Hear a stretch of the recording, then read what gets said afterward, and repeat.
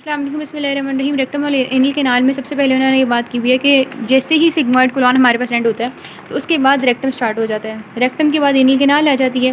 तीन चीज़ें होती हैं जो कि लार्ज इंटेस्टाइन के अंदर प्रेजेंट थी, लेकिन यहाँ पर रेक्टम के अंदर नहीं प्रेजेंट, जो कि सर्कुलेशन, अपेंडिसेस, एपिक्लोइका और टीनिया कलाई आ जाते हैं। रेक्टम जो होता है ये रेक्टम प्रेजेंट है। रेक्टम S3 के लेवल पर स्टार्ट हो जाता है और नीचे टिप ऑफ कॉक्सिक्स पर रेक्टम एंड हो रहा होता है। This is the extent of rectum. Male के केस में अगर हम बात करें तो प्रोस्टेट जो ग्लैंड प्रेजेंट होता है उसकी एपेक्स तक रेक्टम जा रहा होता है, नीचे टिप ऑफ कॉक्सिक्स या प्रोस्टेट की एपेक्स तक जा रहा होता है। रेक्टम जो होता है ये लेसर पेल्विस के अंदर प्रेजेंट होता है और उसकी भी पोस्टीरियर पार्ट में प्रेजेंट होता है। उसके बाद आ जाती है, यानी ये हमने पढ़ लिया कि स्टार्ट होता है S3 से और ख़त्म होता है रेक्टम कॉक्सिक्स के टिप पर।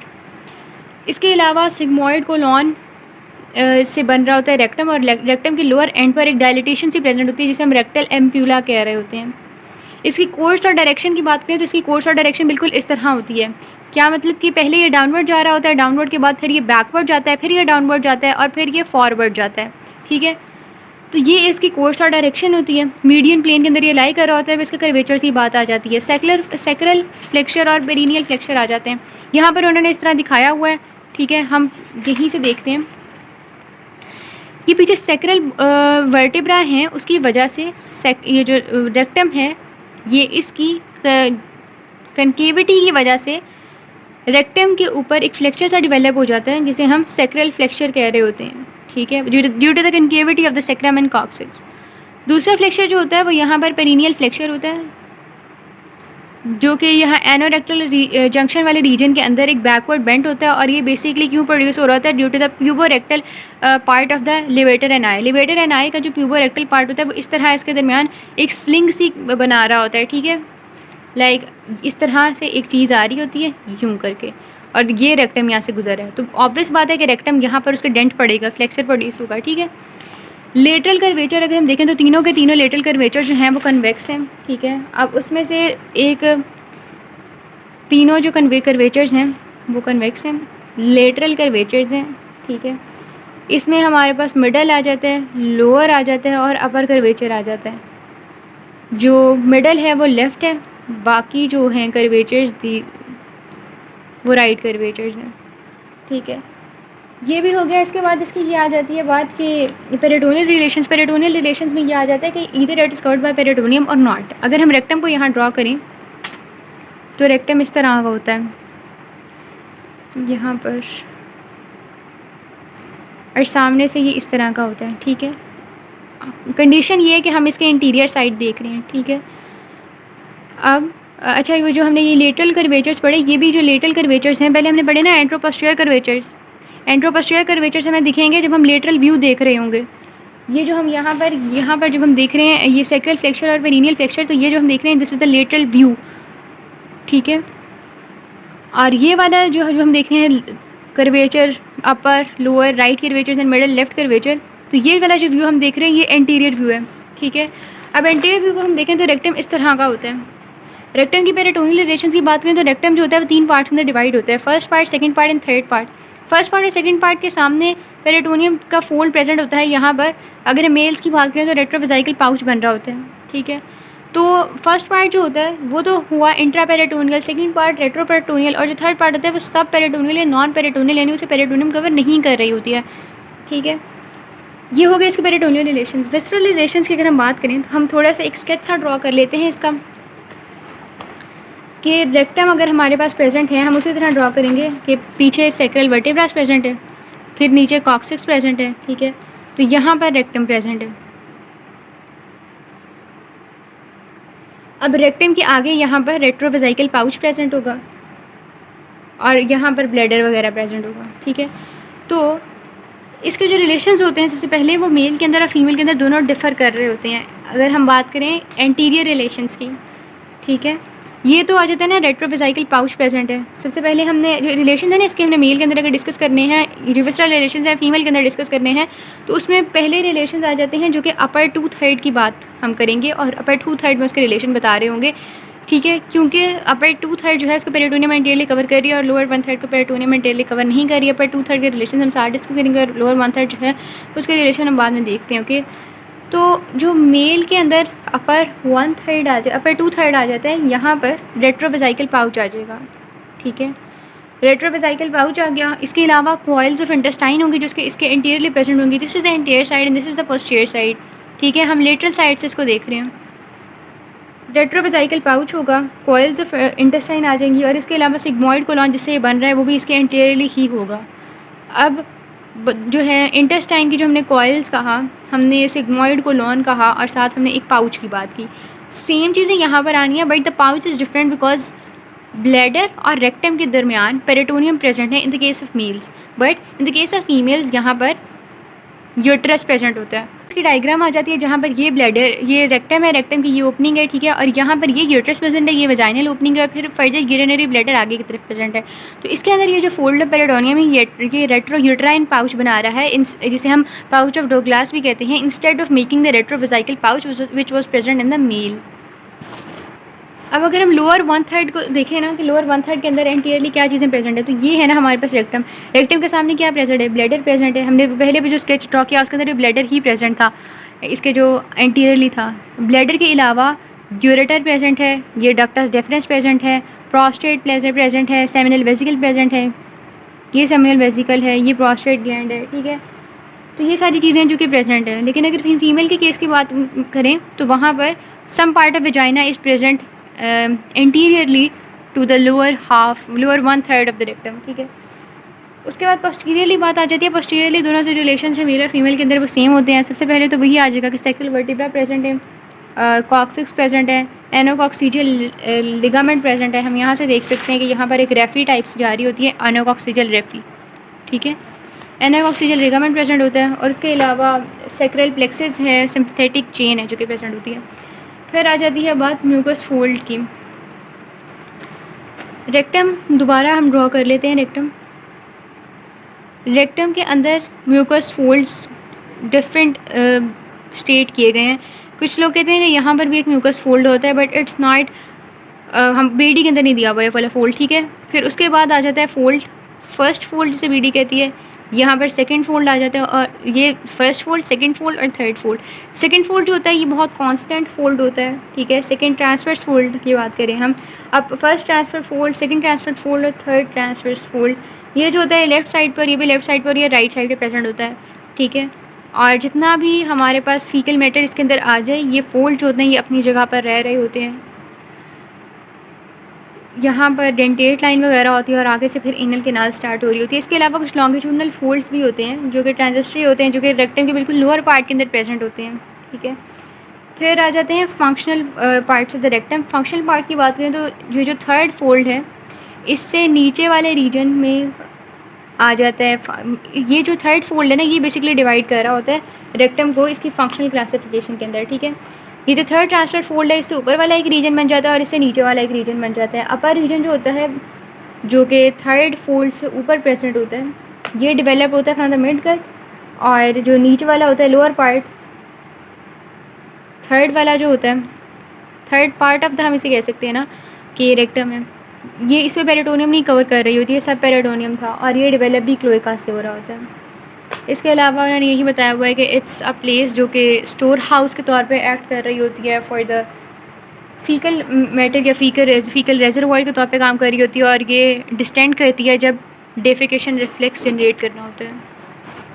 Now talking about it's arterial supply, तो हम उसी तरह ही करेंगे कि भाई इसके 3 पार्ट्स होते हैं। एक पहला पार्ट हो गया, दूसरा पार्ट हो गया और तीसरा पार्ट हो गया, जिसके बाद डेंटेट लाइन आती है और डेंटेट लाइन के बाद जो है ये वाला जो रीजन आ जाता है ये एनल कैनाल है। ठीक है, अब जो सबसे पहले चीज़ आ जाती है कि भाई इसकी जो आर्टीरियल सप्लाई है ना, सुपीरियर रेक्टल आर्टरी है सबसे पहले आ जाती है। यानी रेक्टल आर्टरीज़ हैं जिसके अंदर सुपीरियर आ जाती है, मिडल आ जाती है और इन्फीरियर आ जाती है। अब जो मिडल रेक्टल आर्टरी होती है it's not present in all of the humans. ठीक है, उस केस में क्या हो रहा होता है कि सुपीरियर और इन्फीरियर जो है वो आपस में एनास्टमोस करके मिडल वाले की जो है उसकी कमी को कंपनसेट कर रही होती है। अगर हम देखें सुपीरियर रेक्टल आर्टरी को, सुपीरियर रेक्टल आर्टरी को हम सुपीरियर एनोरेक्टल आर्टरी भी कह रहे होते हैं, इसलिए क्योंकि ये रेक्टम को तो सप्लाई करती ही है लेकिन ये some part of the anal canal को भी सप्लाई कर रही होती है। ठीक है, वो पार्ट एनल कैनाल का जो कि डेंटेट लाइन के ऊपर प्रेजेंट होता है उसको सुपीरियर रेक्टल आर्टरी सप्लाई कर रही होती है। Superior rectal artery normally rectum को सप्लाई कर रही होती है और वो part of the anal canal जो कि डेंटेट लाइन से ऊपर है उसको भी सप्लाई कर रही है। मिडिल रेक्टल आर्टरी जो है वो एनल कैनाल को बिल्कुल भी कोई सप्लाई नहीं दे रही होती है, जबकि मिडिल रेक्टल वेन दे रही होती है। ठीक है, फिर उसके बाद इन्फीरियर रेक्टल आर्टरी आ जाती है। इन्फीरियर रेक्टल आर्टरी जो होती है वो दोनों जगह सप्लाई दे रही होती है, above and below the dentate line. ठीक है, above and below the dentate line supply दे रही होती है, यानी लोअर रेक्टम और एनल कैनाल को ये सप्लाई दे रही होती है। जबकि सुपीरियर रेक्टल आर्टरी जो थी उसको भी हमने देखा कि वो भी नीचे सप्लाई दे रही है रेक्टम को above the dentate anal canal को अबव द डेंटेट लाइन। ठीक है, अब हम देख लेते हैं कि ये किस तरह बन रही होती है, इनकी फॉर्मेशन क्या है। तो जो एब्डोमिनल अयोटा से हमने देखते हैं ना कि आर्टरीज निकल रही हैं। एब्डोमिनल अयोटा जो होती है उससे निकल रही होती है हमारे पास common iliac artery. Common iliac artery जो होती है वो बनाती है फिर एक्सटर्नल इलेक आर्टरी और इंटरनल इलेक आर्टरी। जो इंटरनल इलेक आर्टरी होती है उसकी एक एंटीरियर डिवीजन होती है और एक पोस्टीरियर डिवीजन होती है। जिसकी एंटीरियर डिवीजन होती है उससे एक फर्दर आर्टरी बन रही होती है जिसे हम इंटरनल पुडेंडल आर्टरी कह रहे होते हैं। ठीक है, अब इंटरनल पुडेंडल आर्टरी से हमारे पास इन्फीरियर रेक्टल आर्टरी बन रही होती है। ठीक है, यही आर्टरी तक हमने पहुंचना था कि इन्फीरियर रेक्टल आर्टरी है जो किससे बन रही होती है। मिडिल रेक्टल आर्टरी जो होती है वो डायरेक्ट इंटीरियर डिवीजन से बन रही होती है। ठीक है, उसके बाद बात आ गई सुपीरियर रेक्टल आर्टरी की। तो सुपीरियर रेक्टल आर्टरी जो होती है ये इन्फीरियर मेजेंटेरिक आर्टरी से बन रही होती है। इन्फीरियर मेजेंटेरिक आर्टरी हम कहाँ से ले आए दरमियान में, वही इन्फीरियर मेजेंटेरिक आर्टरी ही तो वो आर्टरी है जो कि हाइंड गट की आर्टरी होती है। तो superior mesenteric artery inferior mesenteric artery से बन रही है, जस्टिफाइड है। और inferior mesenteric artery abdominal aorta से आ रही होती है। ठीक है, तो ये होगी इसकी आर्टीरियल सप्लाई। अब हम इसकी वीनस ड्रेनेज की बात कर लेते हैं। वीनस ड्रेनेज जो होती है इसकी वो थोड़ी सी डिफरेंट होती है इन द केस के वो सिस्टमिक और पोर्टल सिस्टम दोनों को अपने अंदर इन्वॉल्व कर रही होती है। वेन्स की बात करें तो वेन्स हम इधर ही ड्रॉ कर लेते हैं और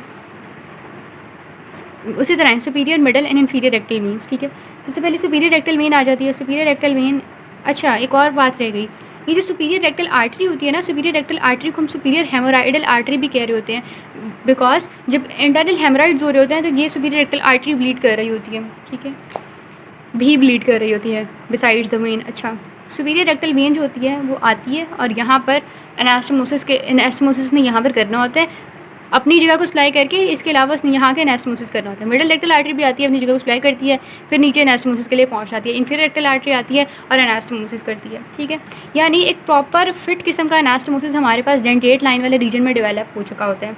इससे हमें क्या बात पता लगी कि भाई आर्टरीज जो थी रेक्टल आर्टरीज वो तीनों, उनमें से मिडिल ऐसी थी जो कि एनल कैनाल को सप्लाई नहीं कर रही थी, बट अब हमने देखा कि ये जो है वेन, ये तीनों जो है वो एनल कैनाल को सप्लाई कर रही हैं। अब हम देख लेते हैं कि ये आगे इस तरह से रही हैं। सुपीरियर रेक्टल आर्टरी जो होती है वो ड्रेन कर रही होती है इनटू द स्प्लीनिक वेन। ठीक है, उसी तरह इन्फीरियर मेजेंटेरिक वेन के थ्रू, इन्फीरियर मेजेंटेरिक वेन हम क्यों लाए दरमियान में, because that's the vein of the hind gut, right.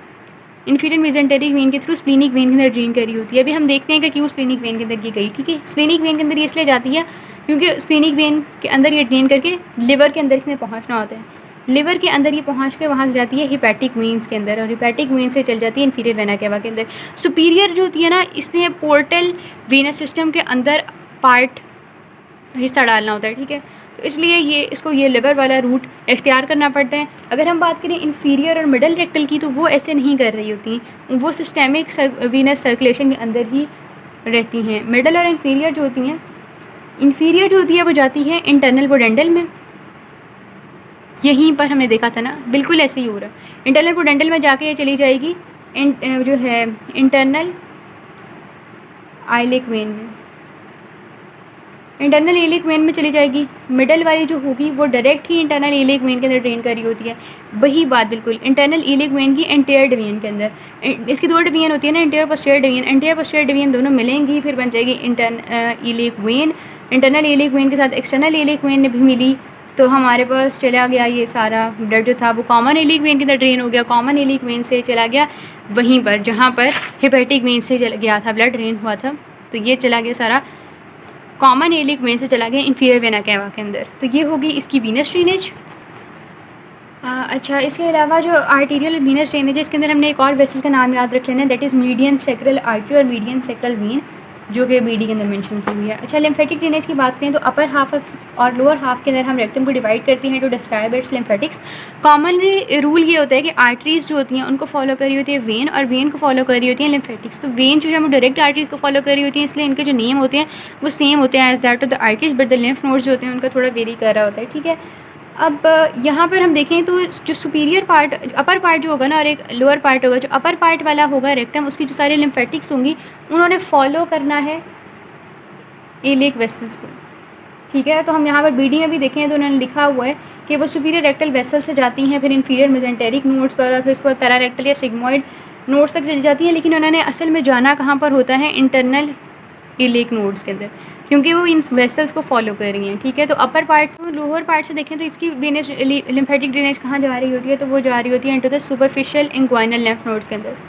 ठीक है, वहाँ की थी इंटरनल इलिक लिम्फ नोड्स के अंदर, जो कि वेसल्स को फॉलो करने के बाद वहाँ पहुँची, और यहाँ की है सुपरफिशियल इंग्वाइनल लिम्फ नोड्स के अंदर। Last topic of the rectum, जिसमें कुछ चीज़ें आ जाती हैं जो कि रेक्टम को सपोर्ट प्रोवाइड कर रही होती हैं। इसमें कुछ फेशियल्स वगैरह का मैंने जिक्र किया हुआ है, कुछ मसल्स वगैरह का जिक्र किया हुआ है। तो सबसे पहले तो ये आ जाता है कि भाई पेल्विक फ्लोर जो मसल बना रहा है वो लिवेटर एनाई है, और लिवेटर एनाई सपोर्ट कर रहा होता है रेक्टम को, जिसमें ये रेक्टम है, ये ब्लैडर है। ठीक है, इसके अलावा जो चीज़ें लिवेटर एनाई तो सपोर्ट कर ही रहा है, इसके अलावा कुछ चीज़ें होती हैं जो कि रेक्टम को सपोर्ट कर रही हैं, जिसके अंदर कुछ फेशियाज आ जाते हैं, जिसमें प्रोमिनेंट जो फेशियाज हैं वो 2 फेशियाज हैं। ठीक है, ये बिल्कुल सेक्रम के ऊपर फेशिया प्रेजेंट होता है।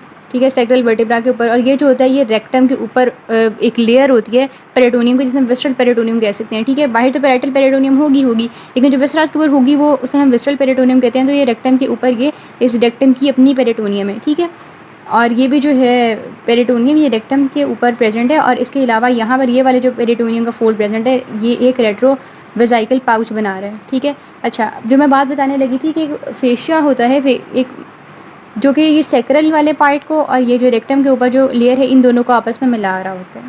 ठीक है, तो ये जो है इसे हम वाल्डर्स फेशिया कहते हैं, वाल्डर्स फेशिया। ठीक है, ये बेसिकली ये जो फेशिया है पेल्विक फेशिया, जो कि सेक्रम के ऊपर प्रेजेंट है, रेक्टम के बिहाइंड प्रेजेंट है, इन दोनों फेशिया की कंडेंसेशन से वाल्डर्स फेशिया बन रहा होता है। ठीक है, और इस वाल्डर्स फेशिया में से हम फिर देखते हैं कि ये इंक्लोज करा होता है सिर्फ ये रेक्टल वेसल्स और लिम्फेटिक्स वगैरह को। ठीक है, ये हो गया। इसके अलावा रेक्टम की साइड पर लेटरल साइड्स पर लेटरल लिगामेंट्स ऑफ रेक्टम भी प्रेजेंट होती हैं। ठीक है, जो कि रेक्टम के लेटरल साइड्स पर जो फेशिया प्रेजेंट है उन्हीं की कंडेंसेशन से बन रही होती हैं। इसके अलावा फिर फेशिया कहा जाता है जिसे हम रेट्रोवेसाइकल फेशिया ऑफ द डेनोवेलियर्स कह रहे होते हैं।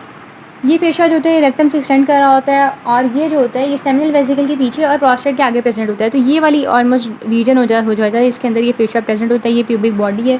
ठीक है, और ये रेट्रोवेसाइकल फोल्ड है, रेट्रोवेसाइकल पाउच ऊपर बन रहा है, ये रेक्टम है। ठीक है, इसके अलावा पेल्विक पेरिटोनियम भी सपोर्ट कर रही होती है, उससे रिलेटेड जो वेस्कुलर पेडिकल्स होते हैं वो भी सपोर्ट कर रहे होते हैं, और पेरिनियल बॉडी और इसके मसल्स ये भी सपोर्ट कर रहे होते हैं।